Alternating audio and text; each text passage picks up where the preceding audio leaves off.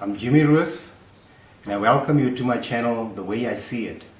This is part 2 of my video, The Stories That Fuel Racism. In part 1, I talked about how racism came about and what the stories are that white people tell each other about black people. And I also said before 1994, the only contact that white people had with black people was basically limited to the workplace. And whatever they saw there, and that confirmed those negative stereotypes, those stories that they told each other, they would go back and they would tell each other those stories again, and it would reinforce the racist views that they had, that those people were indeed like that. With the advent of democracy in 1994, black people had a unique opportunity to disprove these negative stereotypes and these stories that white people have been telling each other about black people. And this was the opportunity, especially for the ANC, since they were the party that took over the government. They were the party that were front and center. But unfortunately, they messed it up. If black people had been shown to be different from those stereotypes that had been held for so long by white people,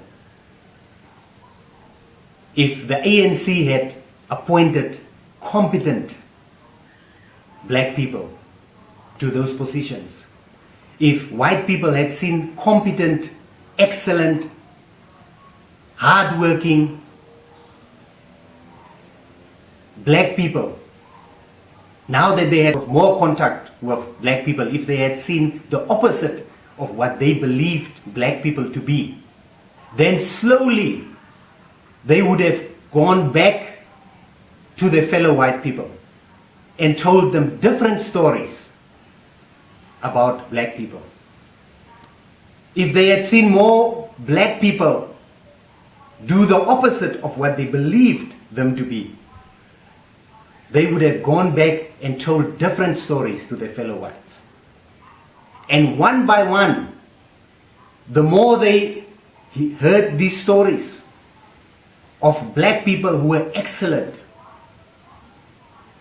who were hardworking, who were brilliant, who were intelligent, they would have started telling each other different stories. And we would have had less of a racism problem in South Africa today than we currently have. Because when the ANC took over, they started appointing people not because of what they could do, but based on their allegiance to the ruling party. And the rest is history, because all the negative stories that we hear today, all the SEOs that are bankrupt, that are in debt, the problem with Eskom, the load shedding, the problems with PRASA, the problems with SAA, all these other problems that we have today in South Africa would have been prevented had the ANC put people that are competent black people in charge. And not only would South Africa have saved money, state-owned enterprises being in a better shape financially, but the relations between black and white would also have been better. This is it for part 2.